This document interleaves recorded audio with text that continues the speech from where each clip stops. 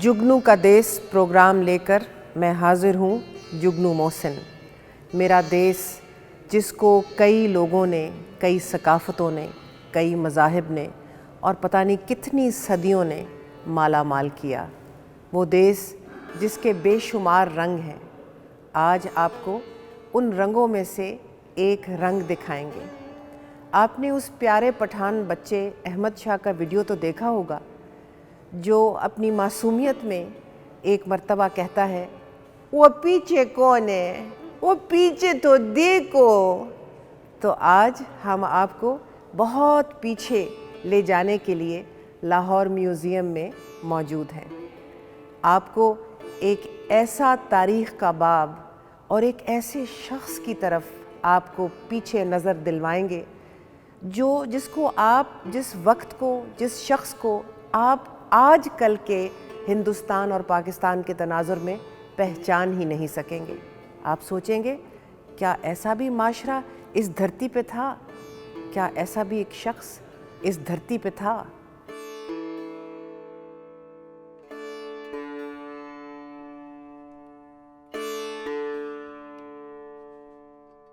लेकिन जैसा कि आपको मालूम है, वक्त बदलता है और वक्त बदलता है वो कौमें खुशकिस्मत होती हैं जो बदलते हुए वक्त के औराक डिस्कवर कर सकती हैं और पीछे देख के अपनी तारीख़ को पहचान सकती हैं।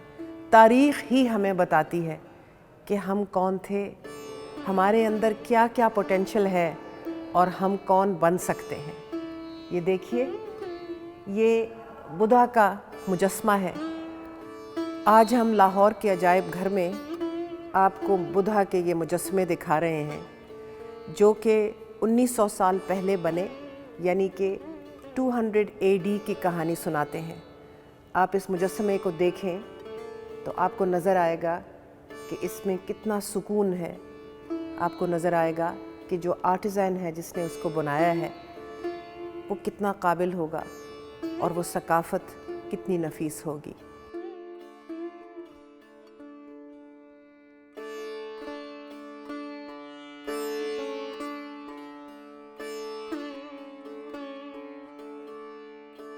आज हम आपको कहानी सुनाएंगे एक अजीम बादशाह की, जिनका नाम कनिष्का था, जो 78 क़ब्ल मसीह में पैदा हुए, जिनकी पैदाइश पेशावर में हुई, जिनका दारुल खिलाफा पेशावर था, जिन्होंने पेशावर में ही वफ़ात पाई।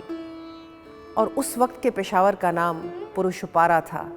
पुरुषपारा जो आजकल का पेशावर है।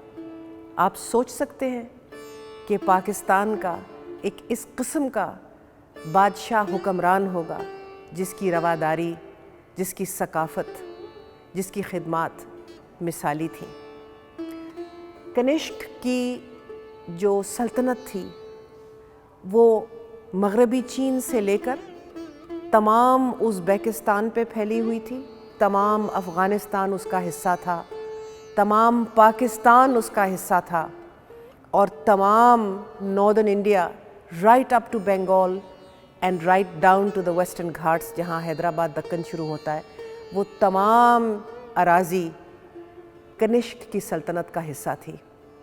आप सोचेंगे, इतनी बड़ी अराज़ी पे उस वक्त में एक शहंशाह कैसे राज कर सकता था? उसकी वजह ये थी कि कनिष्क बुद्धिस्ट था और कनिष्क को ये एहसास था कि इतने सारे लोगों को, इतनी सारी कौमों को साथ लेकर चलना एक सल्तनत में नामुमकिन था जब तक बादशाह रवादार ना हो। जब सल्तनत अपने उरूज पे थी तो एक वक्त आया जब कनिष्का कुशान शहंशाह का दिल फतूहात से, जंगो जदल से और तख्त व ताज की नुमाइश से भर गया। उन पे बुद्धिज़्म का बहुत असर हुआ, बुद्धिज़्म के कायल हुए और उन्होंने सोचा कि अब मैं अपना तर्ज़ ज़िंदगी और तर्ज़ हुक्मरानी बदलूं। और ये करते ही उन्होंने अपने कोर्ट में, अपने दरबार में उन लोगों को चुन चुन के लाना शुरू किया जो उस वक्त के दानिश्वर थे, जो उस वक्त के अदीब थे اور جو اس وقت کے بہت بڑے وید تھے یعنی حکیم تھے۔ کنشک نے بدھزم کا قائل ہونے کے باوجود اپنی سلطنت میں تمام مذاہب، تمام لوگ رہنے والے سب کے مذاہب اور سب کے بیلیف سسٹمز کو نہ صرف پہچانا بلکہ ان کا احترام کیا، اور یہ ثبوت ہمیں ملتا ہے کنشک کے سکوں سے۔ کنشک کے سکے دنیا کے نایاب ترین سکے ہیں اور کنشک کی تاریخ کی گواہی دیتے ہیں۔ کئی سکوں پہ ہندو دیوتا، ایرانی زردشتی خدا، بدھ، گوتم بدھ خود، اور باقی سارے مذاہب جو ان کی اتنی بڑی اراضی میں پذیر تھے، سب کے دیوتاؤں کو انہوں نے اپنے سکوں میں سلام پیش کیا، ان کو مانا اور لوگوں کو اجازت دی کہ جو آپ کا دل کرے آپ سوچیں، جس دیوتا کو آپ کا دل کرے آپ پوجیں۔ حالانکہ کنشکا بدھزم کا قائل تھا اور اس کو معلوم تھا کہ سدھارتھ گوتم بدھ نے کبھی بھی اپنے آپ کو پیغمبر نہیں کہا تھا، نہ ہی بدھزم ایک مذہب تھا بلکہ ایک طریقہ تھا زندگی گزارنے کا، اور انسانی مجبوریوں اور جو سفرنگ جسے ہم کہتے ہیں یا تکالیف سے نجات پانے کا بدھا نے انسانوں کو ایک طریقہ سکھایا تھا۔ لیکن پھر بھی کنشکا نے یہ ٹھان لی کہ میں بدھزم کو دنیا کے ہر کونے میں پھیلاؤں گا، اور بدھزم کا پھیلاوا کنشکا کی میراث ہے۔ اگر کنشکا نہ ہوتا تو شاید بدھزم آج ہمیں جن جن ممالک میں اس وقت بھی ہے، موجود ہے، ہمیں شاید وہاں دیکھنے کو نہ ملتا۔ کنشکا نے اپنے منکس اور بہت سے ٹولے تیار کیے جو کہ تبلیغ کرنے کے لیے پہلے تبت گئے اور براستہ تبت چین گئے اور چین سے پھر جاپان تک گئے اور سارا ساؤتھ ایسٹ ایشیا، برما تک اور ایسٹ انڈیز تک، وہاں یہ بدھزم کی تبلیغ لے کے ٹولے گئے۔ اور یہ جو ہمارا ملک ہے جہاں ہم اس وقت بیٹھے ہیں، ہم سوچ بھی سکتے ہیں کہ یہاں اتنی رواداری تھی کہ یہاں پر گندھارا کی جو بہت مشہور دنیا بھر میں ایک ثقافت ہے وہ یہاں سے شروع ہوئی اور کنشکا کے ہی دور سے شروع ہوئی۔ آپ اگر پاکستان کے خیبر پختونخوا میں جائیں تو ہر جگہ آپ کو اس عظیم ثقافت کے نقش و نگار نظر آئیں گے، اور ان سب کے لیے ہم کنشکا شہنشاہ کوشان کے شکر گزار ہیں۔ محمد جلال الدین اکبر مغل بادشاہ جو 500 سال پہلے یہاں پر تخت نشین تھا، اس کو اس خطے کی رواداری کا بانی سمجھا جاتا ہے، لیکن ہم تو پیچھے دیکھو پہ ہیں نا، اور ہم پیچھے دیکھ کے کنشکا کی بات کریں گے جو کہ میں سمجھتی ہوں اشوکا کے بعد اس خطے کی رواداری کے بانیوں میں سے بہت پہلے تھا، اور اس کی جو تعلیمات ہیں وہ ہم تک پہنچنی چاہیے۔ کنشکا کوشان شہنشاہ نے اپنے دربار میں ایک مشہور وید جن کا نام چرکا تھا، ان کو بھی بلایا اور اپنے دربار کا حصہ بنایا۔ چرکا نے طبی علوم کو بہت فروغ دیا اور انہوں نے آیورویدا کو آگے بڑھایا اور بہت سے علاج دریافت بھی کیے۔ انہوں نے مشہور کتاب لکھی جس کا نام ہے چرکا سمہتا، اور وہ کنشک کے زمانے کی کتاب چلی آ رہی ہے۔ اس کی بیسس پہ آج بھی آیورویدا کی جو تعلیمات ہیں اور جو ان کے طبی علاج ہیں وہ اس بنیاد پہ بنے ہیں۔ کنشک نے سلک روٹ کی ابتدا کی اور یہ ہندوستان سے چین تک تجارت کے راستے بنائے، ان کو کھول کے دنیا کو اپنے علوم سے مستفید کیا، اور اس کے علاوہ مغرب میں اس خطے سے رومن ایمپائر تک یعنی کہ سلطنت روم تک تجارت کے لیے دروازے کھولے، سڑکیں بنائیں، اور اس کو ویسٹرن سلک روٹ کہا جاتا ہے۔ یہ سب کچھ، ان سب چیزوں کے بانی کنشکا تھے۔ تکشا شیلا جو آج کا ٹیکسلا ہے، وہاں ایک مشہور جامعہ تھی اور اس کے ہمیں آثار آج بھی ملتے ہیں، اس کو بہترین معیار دیا گیا، دور دور سے اساتذہ منگوائے گئے۔ کنشکا کی ایک اور بہت بڑی خوبی تھی، وہ یہ کہ اتنی بڑی اراضی پہ اس کو معلوم تھا کہ وہ سینٹرلائز کر کے، یعنی کہ ایک وفاقی دارالخلافہ پشاور میں بنا کے وہاں سے سارا کا سارا کنٹرول نہیں کر سکتا تھا۔ تو کنشکا نے یہ سوچا کہ کیوں نہ میں اپنے باشندوں کو گراس روٹس تک جا کر امپاور کروں۔ آج ہم لوکل باڈیز کی بات کرتے ہیں، یونین کاؤنسلز کی بات کرتے ہیں، لوکل گورنمنٹ کی بات کرتے ہیں، لیکن وہ بھی، اس کی بھی بنیاد کنشکا کشان سلطنت کے زمانے میں ہمیں نظر آتی ہے۔ This is the fasting Buddha. It is one of the world's most famous sculptures. دنیا کے مشہور ترین مجسموں میں سے یہ ایک ہے، اور یہ خاکہ ہے مجسمہ بدھا جب فاقہ کاٹ رہے تھے جنگل میں، اور اس چیز کی کاوش میں تھے جو کہ ان کو نروانہ تک لے جائے، یعنی کہ ان کو جس چیز کے ذریعے سمجھ آئے کہ دنیا بنی کس لیے ہے اور دنیا کی مصیبتوں سے نجات کیسے مل سکتی ہے۔ اور یہ جو مجسمہ ہے یہ کنشک کے دور کا بنایا ہوا مجسمہ ہے۔ اگر آپ اس مجسمے کو غور سے دیکھیں تو آپ کو اندازہ ہوگا کہ وہ نقاش کتنا ہنرمند تھا۔ اس مجسمے میں ایک ایک ناڑ نظر آتی ہے، علیحدہ علیحدہ، ایک ایک ہڈی نظر آتی ہے، پسلیاں نظر آتی ہیں۔ آپ کو بدھا کی جو گروتھ ہے بالوں کی، جو کہ کافی دیر سے اسی طرح جنگل میں بیٹھے رہے اور اس کاوش میں بیٹھے رہے اپنے جسم کو فاقے دے کے کہ میں اس نروانہ تک پہنچ سکوں، اس انلائٹنمنٹ تک پہنچ سکوں، اس روشنی تک پہنچ سکوں جو مجھے بتائے کہ یہ دنیا ہے کیا، اور اس دنیا کے جو غم ہیں ان سے نجات کس طرح پائی جا سکتی ہے۔ اور اس کو یہ جو بانی تھے لاہور عجائب گھر کے یہاں لے کر آئے، اور اس دن سے یہ یہی ہے۔ دنیا میں جتنے بھی بدھسٹس ہیں وہ اس کو آ کے یہاں دیکھتے ہیں، اس کے سامنے دعا مانگتے ہیں، چاہے وہ چین سے ہوں، چاہے جاپان سے ہوں، چاہے نارتھ کوریا، ساؤتھ کوریا سے ہوں۔ ہمیں کنشک کے دور کی کئی معلومات ان کے سکوں سے ملتی ہیں، سونے، چاندی اور پیتل کے سکے جن میں کنشک نظر آ رہے ہیں۔ اور آپ کو تعجب ہوگا دیکھ کے کہ کنشک نے، لگتا ہے، شلوار قمیض پہنی ہوئی ہے، اور لگتا ہے انہوں نے اپنی قمیض کو کمر بند سے باندھا ہوا ہے۔ اور کنشک کی بھاری داڑھی ہے، ایک ہاتھ میں نیزہ ہے اور ایک ہاتھ میں تلوار ہے، اور سکے پہ لکھا ہوا ہے شہنشاہ کنشک کشان۔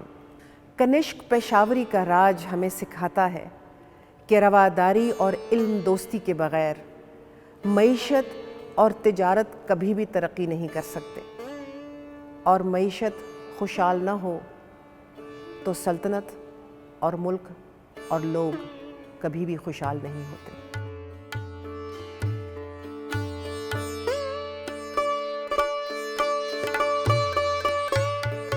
میں سوچتی ہوں کہ کنشک پشاوری کشان سلطان کیا کھاتے ہوں گے، اور سوچتے ہوئے سرحد ہوٹل کی طرف نظر آ گئی۔ سرحد ہوٹل لاہور کا ایک مشہور ریسٹورانٹ ہے، اور یہاں پر اوتھینٹک خیبر پختونخوا کی کوزین کھانے پینے ملتے ہیں۔ سب سے اچھی بات ہے کہ سرحد والے ہمیشہ اپنا کچن بہترین صاف رکھتے ہیں اور غذا اول درجے کی ہوتی ہے۔ کنشک پیشاوری کے کھانے کے بارے میں آج میں ان کے ہیڈ شیف سے بات کروں گی۔ خان صاحب، جی السلام علیکم۔ وعلیکم السلام۔ آپ کا نام عبدالحمید ہے، اور میں نے سنا ہے کہ آپ نے اپنا کام قندھار سے شروع کیا تھا۔ قندھار وہ جگہ ہے جس کے نام کے پیچھے گندھارا کی سویلائزیشن رکھی گئی۔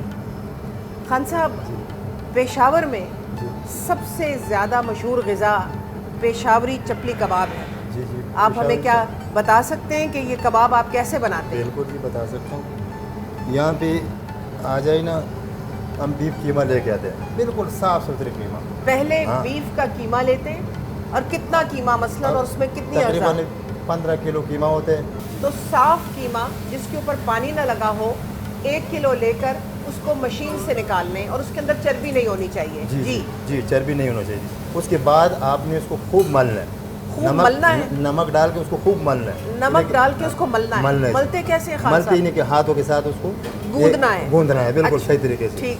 اور اس کے بعد اس کو نکال کے اس کے لیے آدھا کلو پیاز مشین سے نکلوا کے اس کو خوب نچوڑنا ہے. اس کے پانی نچوڑ کر اس میں مکس کر دینا ہے. پھر اس نچڑے ہوئے پیاز آدھا کلو پیاز کو نچوڑ کے گرائنڈ کر کے نچوڑ کے اس کو قیمے میں ملا دینا ہے. جی. پھر اس کے بعد اس کو پھر سے خوب ملانا ہے. ملا کر پھر اس کے اندر اناردانہ ڈالنا ہے. اناردانہ. دڑا مرچ ڈالنا ہے. دڑا مرچ کیا ہوتا ہے؟ دڑا مرچ لال مرچ جس کو پنجابی میں کہتے ہیں ددری ہوئی مرچ، موٹی موٹی کٹی ہوئی مرچ. جی. پھر اس کے بعد اس نے زیرہ ڈالنا ہے. زیرے کے بعد آپ نے ڈالنا ہے خشک دھنیا. دڑا دھنیا ڈالنا ہے. دڑا دھنیا ڈالنا ہے. اس کے بعد آپ نے اس کو خوب مالنا ہے. پھر اس کے بعد آپ نے بادام اور پستہ اور یہ چیزیں بھی گرینڈ کر کے اس کے اندر ڈال لینے کے بادام پستہ یہ پاؤ کا کر کے پاؤڈر بنا کے اس کے اندر مکس کر دینا. پاؤڈر بنا کے مکس کرنا ہے. پھر خوب ملنا ہے. مل کر پھر اس کو 1 گھنٹہ رکھنا ہے. 1 گھنٹہ رکھنا ہے تاکہ اس کے سارے مسالہ جات اس کے اندر چلا جائے. اور نمک تو ڈالنا ہے شروع سے پہلے ڈالنا ہے. بالکل. اس کے بعد آپ نے کیا کرنا ہے اس کو رکھ دینا ہے 1 گھنٹے تک. 1 گھنٹے کے بعد آپ نے اس کو نکال دینا ہے. جس طرح کباب لگانا چاہتے ہیں اس سے لگنا ہے. تو لگائیے. بسم اللہ کیجیے.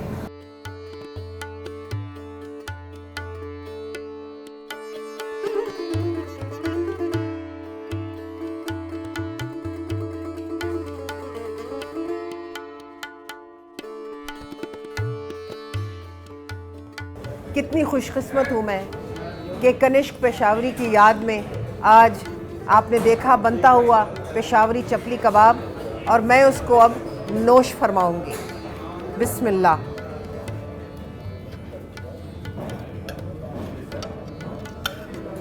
واہ جی واہ. گندہاری نان دیکھیے کتنا خوبصورت ہے اور اتنا ہی بڑا تندور سے نکلتا ہے. اور ضرور ہمیشہ سے لوگ اس علاقے میں اسی طرح کی روٹیاں کھاتے تھے، خستہ، گرم اور اعلیٰ.